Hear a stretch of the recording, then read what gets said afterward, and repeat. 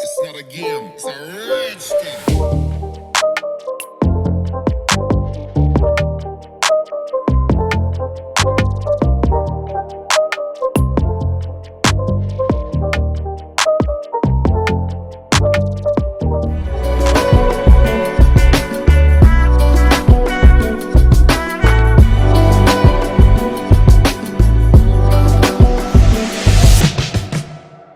Cricket Life Stories from me, Neel Khagram, and today we're joined by Yorkshire leg spinner Josh Poysden. How you doing? Yeah, I'm good, thanks, Neil. Thanks for having me on. Good to be on here. So we're going to do a little spin bowling masterclass. Josh is going to talk about, you've been bigged up by Stuart MacGill. In an interview I did with him, he said you are going to be the next best spin bowling coach in the UK, in his opinion. You've also got your Spin Badger podcast. Do you want to talk a little bit about that as well, just whilst we're in this lockdown?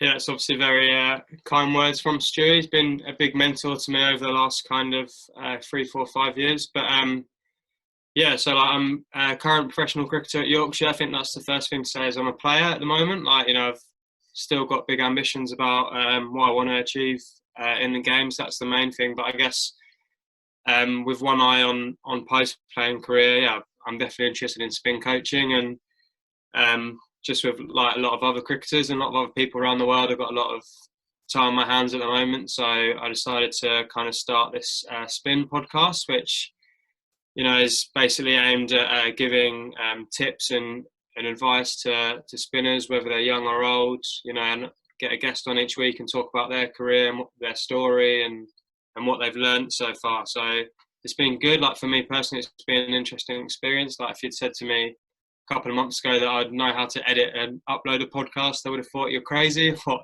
it should be middle of the cricket season, but I guess that's just the way it's gone. So I'm just trying to use my time as productively as I can. Yeah, I've listened to them. Highly recommend this. So you guys viewing this, definitely get into Josh's podcast. So before we get into the principles of spin bowling, let's talk a little bit about your career. You came through the Sussex Academy, played second team cricket, and just talk us through your journey from there. I think Cambridge University was your first class game that you played. Then went through to Warwickshire, and then now to Yorkshire. Do you want to talk through your career so far? Yeah, good research, Neil. First up, but yeah, I guess one thing I haven't really spoken about on the podcast yet, and I think people who are familiar with my story will know, is that it's not really. I haven't really had a conventional route into the game. So, a common misconception is that I did come through Sussex Academy.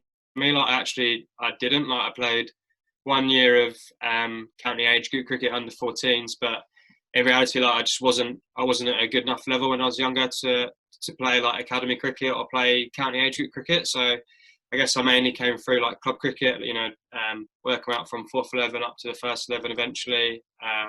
When I finished school when I was 18, I went out to Australia and played grade cricket for the first time. But even there, I started in 5th grade in Sydney and ended up in 2nd grade that year. So I guess when I was younger, there was nothing you would really think about me that really made me stand out. But one thing I did was, I really loved my cricket and had a massive work ethic. So that winter in Australia in particular, I just bowled and then got some sort of control. And then I came back, and that was when I did play second 11 cricket for Sussex. The year after, I went to Anglia Ruskin University, which meant that I could play for the Cambridge MCCU team, which is a brilliant scheme that I think the ECB is just about to take back over from the MCC. And those kind of 3 or 4 years there really moulded me and given me access to some really good cricket, first and foremost. Working with some great coaches, and just kind of gave me that time, I guess, that I needed to work on my game and, work really hard on everything. Bowling, batting and fielding was probably a massive thing I needed to work on, because although I could always bowl, that's probably something I always found harder to do. And then kind of end of uni, got up to a good level where I played for a team called the Unicorns that played in the county one-day competition at the time that was supposed to kind of be made up of the best non-professional cricketers. So that was a brilliant experience. And then, I guess from there got scouted to Warwickshire and everything since then, been amazing, really. I think when I was at uni, if you told me I would be a professional cricketer for a year anyway, I'd bite your hand off for that. So I'd say I've now been a professional cricketer for, this is my 8th season, and played for two of the biggest clubs in the country, in Warwickshire and Yorkshire, and be involved in winning competitions, playing for England Lions, like all those things really have been, I guess I surprised myself every time from kind of where I was at when I was definitely 16 or 17, but even 20, 21, 22, like I would have bit your hand off to do any of that, I reckon. So what are your ambitions moving forward? I think like any cricketer, I think you want to play for England, and I spoke about when I was younger, it's probably a long way away. You probably argue now, it's got a lot to do if I want to play for England, but at the same time, like, I think it's good to be ambitious. So I know first and foremost, like, I want to play every format for Yorkshire and do well. And like one competition I haven't won is the county championship. So I'd love to be involved in winning that with Yorkshire and play a part in that. But yeah, I guess the main thing is, their ambitions, like you asked, but I know the main thing is just to kind of, one thing I've learned is if you start looking too far ahead, then, you kind of lose sight of where you're at the moment. So the main thing for me is just to worry about, like I said, working hard, getting in the Yorkshire team in all 3 formats. And then I guess the main thing that I've really learned as well the last couple of years is just concentrating on enjoying your cricket. Like, I think, especially after I played for England Lions, I probably got caught up a little bit in trying to achieve certain things, whether playing for England or whatever it was, and you kind of lose sight about enjoying it. And I think the more you enjoy it, the more it's going to help your performances as well. So I think, definitely one day, obviously, of course, I'd love to play international cricket, but I know at the moment there's a lot of things I need to do before then. Perfect, Josh. Really looking forward to getting into these key tips that you have for spin bowling. Let's get into it now.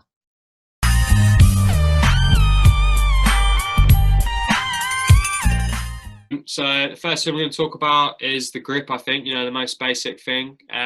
So I'm just going to talk about leg spin today. If you want to hear about finger spin, I'm sure there's lots of stuff out there you can learn if you do a bit of research. Even on my podcast, I had some finger spinners coming up, so that's good things to learn. But for a leg spinner, kind of the main key things for the grip are making sure that your spinning finger, which is normally this finger, is flush on the ball in particular. So for me, that's on the seam. Like, you can bowl cross seam, but for me, they're on the seam. So kind of having that motion there, making sure it's right on the seam, so you're imparting as much spin as possible. Then for the grip, there's different schools of thought. Like Shane Warne talks about really having like kind of 2 fingers up and 2 fingers down, and that's how he works, and having quite a big gap between them.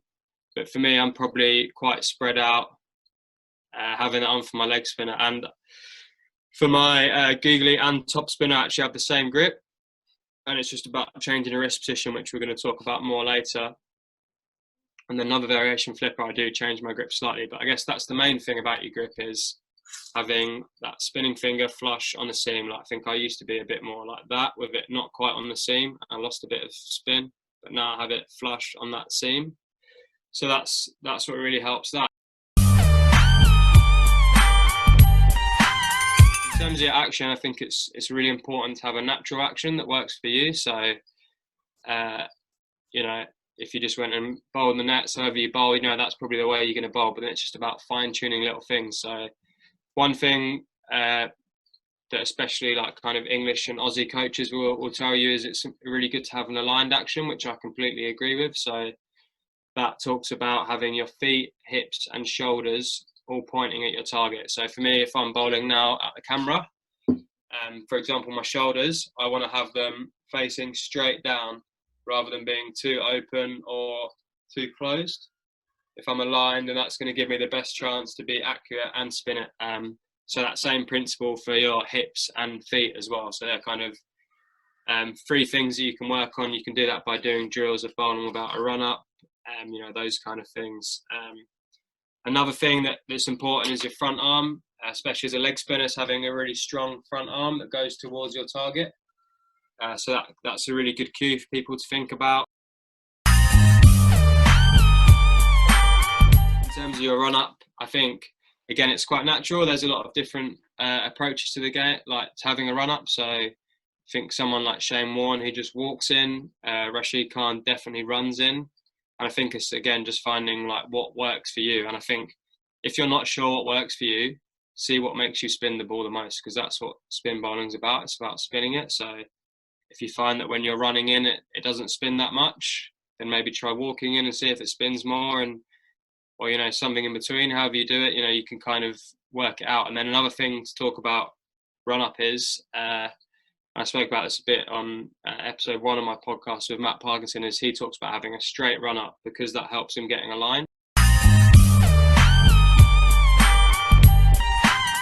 Field settings. So I think the main thing to work out is, and Shane Warne talks a lot about this, is always know how you're trying to get the batter out. So for me as a leg spinner to a right-hander, more times than not, I'm trying to get spin the ball and get an edge from the batsman. So a really important fielder for me is first slip. And then if it's a 4-day game and I've got another man around the bat, I might have a short leg, because if it doesn't quite spin as much, or you bowl googly to a right-hander, you can kind of get that inside edge to short leg. So I think the main things is working out what attacking fielders you're going to have, because that informs your field. But on the flip side of that, everyone's human. You're not going to bowl your best ball every time. Otherwise, you'd be a bit of a freak. Like even Shane Warne bowled bad balls. So the other thing to work out is where you need protection. So for me at the moment, at the start of a red ball spell, I normally have one person out each side. So like a deep cover and a deep square leg. And I'll have that deep square leg in front of square, because that's where I normally get hit. And then, you can kind of work out from there. So that's for red ball. And I think as well, an important thing to say is, like, you don't have to have that men around the bat straight away.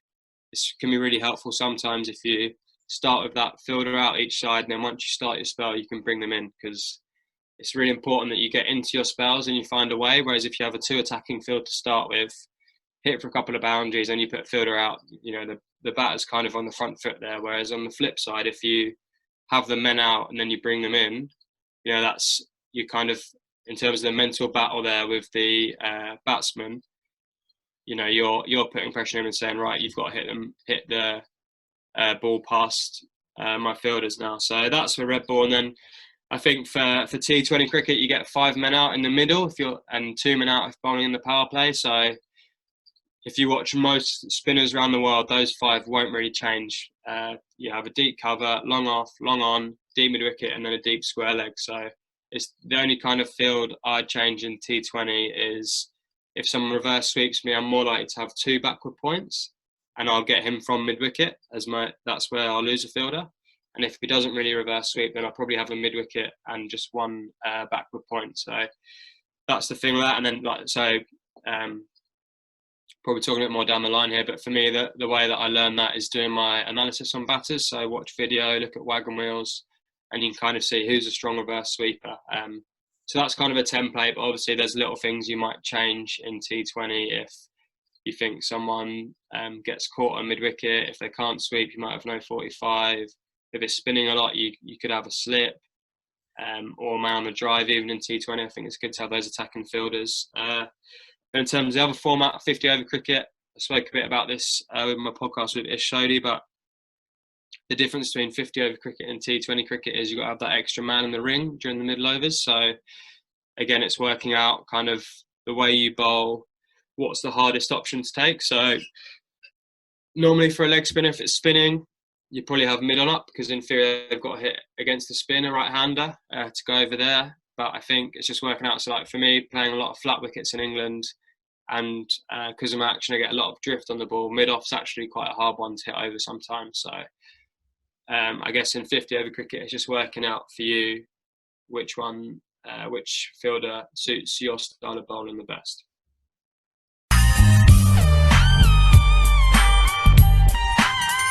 In terms of the flight or the pace you want to bowl, I think it's really important, as with your action, that you bowl the pace that's natural to you. So it might be that you're a young spinner and you find that you spin it most when you bowl slow, then bowl slow. That's great. If you bowl quick and you lose your lose your shape and lose your spin, then it's probably best just to stick bowling slow. I think that's something that's really, really important. Something you can think about if you're a bit more advanced as a spinner, and it's probably something that comes a bit more of the mastery side of spin bowling, is that you can change your pace dependent on a lot of things. So for example, if one wicket is spinning when you bowl slower, then you can have a go at that. But if it's spinning more when you bowl quicker, you can kind of change your pace for each wicket. And I think that's a real skill to have. And I know even for me, like I find when I bowl my stock pace would have my best control. So I'm actually quite unlikely to be able to change my pace to wickets. But for a finger spinner, it might be a bit more of a natural thing. You can also think about the batsman's style. Is it going to be harder for them to hit if you bowl slow? The match situation, you might have someone who you might have a really short boundary on one side, so you want to bowl quicker or slower, depending on that. There's lots of different things that can affect your pace and your flight.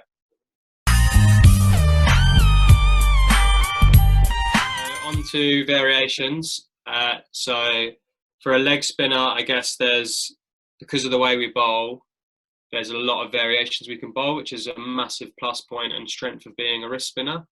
So the first one you'll maybe hear about is a googly or a wrong-un. So I'll show you to start with a leg spinner. So again, if I'm bowling this way, so a leg spinner will just come out, have that kind of right to left motion with your wrist, and it just comes up there, spins away from a right-handed batsman. Now a wrong-un kind of comes out the back. So imagine the ball's coming down this way.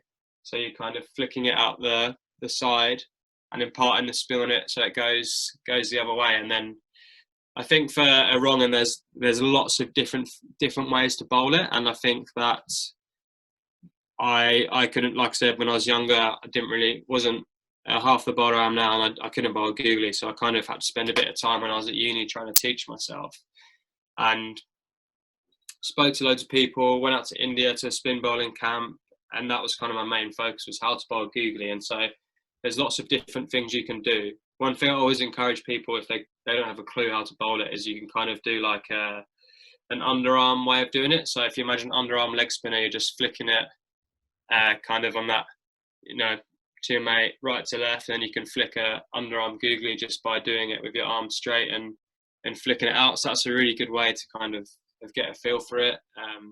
You can think about dropping your front shoulder when you bowl it, opening your hips up a little bit, trying to get this bowling arm higher. There's a lot of different things you can think about in terms of how to really be able to bowl like googly. But like anything, it comes from practice. So another variation is top spinner.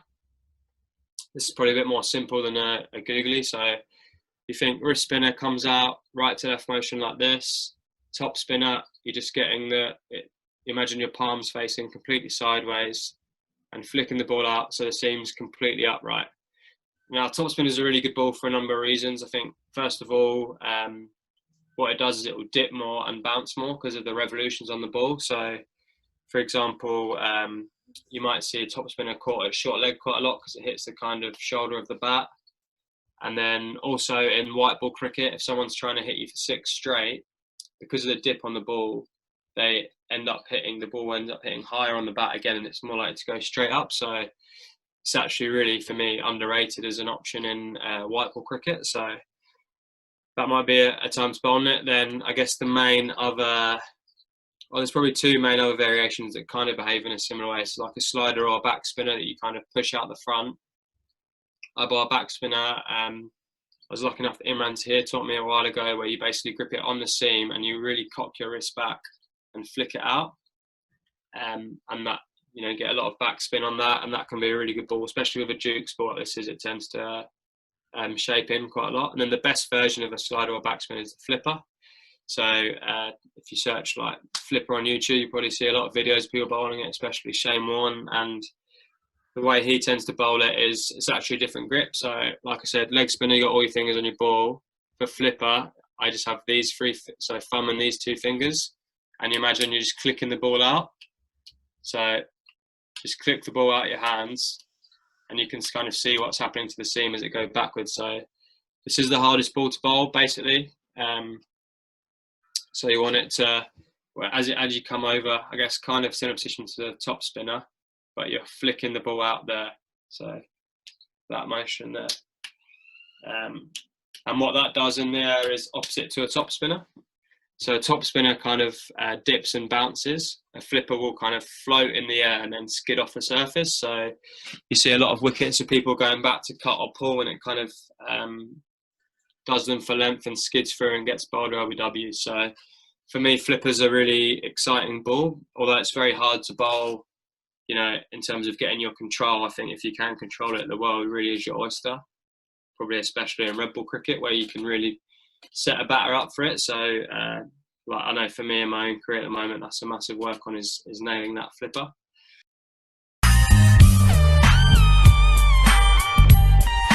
Mental side of spin bowling.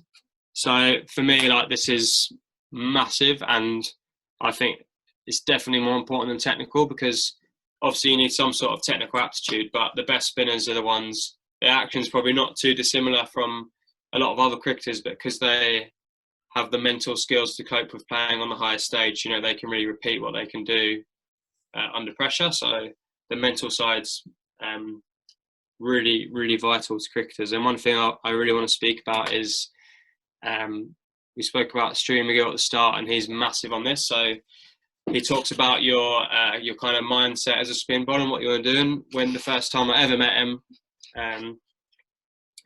he kind of set me homework after our first session, and the homework he set me was, he asked me to write down on a bit of paper what my best ball looked like. And when he said best ball, like, he meant like perfect ball, like how I feel my run up, how it feels out my hand, what I do, what's the seam position, what does the ball do in the air, what's happening to the batsman, what, you know, and all these like really precise kind of imagery, I guess, about what my best ball is. So for a leg spinners, that's kind of pitching on leg stump, hitting top of off as a template. Like that's kind of mine really. And I think I like drifting in the air, how you confuse the batsman, and being really vivid about how you imagine that.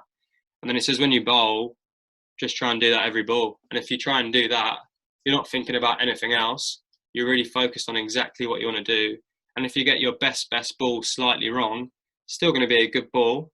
You know, if you bowl it slightly full, it's still got all the shape on it. You're probably just going to get driven, or, you know, if it's slightly wider, it's still going to be the right length. So I think having that best ball mindset is massive. And that's the same through all formats. Like, people talk a lot about mixing up in T20, which I do believe to an extent. But if you bowl an over of your best ball, there's no way you're going to get hit for six every ball the batter can keep winning.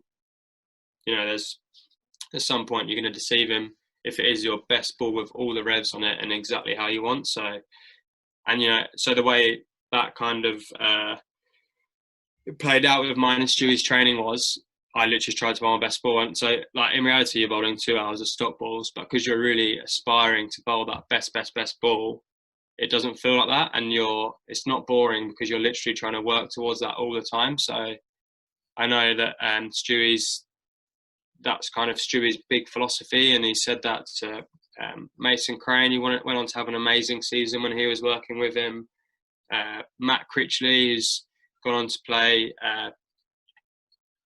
England Lions, I think, in a North-South series. Like, you know, Matty Parkinson obviously gone on to play for England. Like, I think it's amazing kind of seeing the impact that he's had with people. And like, even myself, like, it took me from someone who's probably playing a lot of second team county cricket to playing for England Lions. Like, it's amazing to see the impact that he's had on people, and I really hope that going forward that his kind of skill isn't lost on people and coaching. So hopefully teams and players keep using him. I know even speaking to Ishodi, he spoke to him and he said the next day he got 6 for 11 in the Big Bash. So his approach and the way he thinks about it is brilliant. And still talking about the mental side of it, like, a lot of our sessions where we'll go to the SCG cafe and just talk for an hour and 45 minutes now, just go and bowl 15 minutes at the end. And I think that's where you get a lot of your best learnings, is talking about the game and talking about the fine points. And I think that's, I guess, another big motivation for my podcast was I learned so much just from talking to Stewie. So if you can share those kind of conversations you have, I think that's a really powerful thing. So other things on the mental side, so you want to try and bowl your best ball. I think that I guess finding ways, you know, that you stay calm under pressure, however that is. I've tried lots of things in my career, like mindfulness, visualization, um, you know, things like goal setting can be great, you know, whether that's goal setting like we spoke about at the start, about like, oh, one day I want to play for England, or it might be goal setting like, right, today I want to get 3 wickets, or today I want to bowl a flipper in a game. Like, however you do that, there's lots of different ways of doing it. But the biggest thing I've learned in the last year and a half about the mental side of the game is the importance of keeping perspective. So, you know, knowing that it's not the be all and end all of like if you do well or not. So I think that, and if you have that perspective that it's not the be all and end all, you're more likely to go and perform, and you're not going to overthink it. Like, you know, and if you have a bad day, it's not the end of the world. And I think if you know that, then it's not, you're more likely to have good days. And I think as well, like, knowing that any thoughts you have are just thoughts. If you choose to really pay attention to them, then that's when you might be in trouble. It's about not overthinking it. So, for example, like if I'm about to come onto bar and I think, oh, I hope I don't bowl badly today, you can choose to ignore that and just think, oh, it's a thought, whatever. Or you can kind of think, oh, I'm thinking that means they're going to bowl badly today. So that's a really big thing. And I guess joined with that perspective is that enjoyment side of it. So making sure that when you go out, you know, like again, we spoke about at the start, like if you'd said to me 10 years ago I'd achieved in the game what I have, I would have bit your hand off. So don't forget that. You know, I think if you don't get picked for a game, you know, it's not in the world. You're still doing what you love. So I think that goes for spinners or cricketers really throughout the game.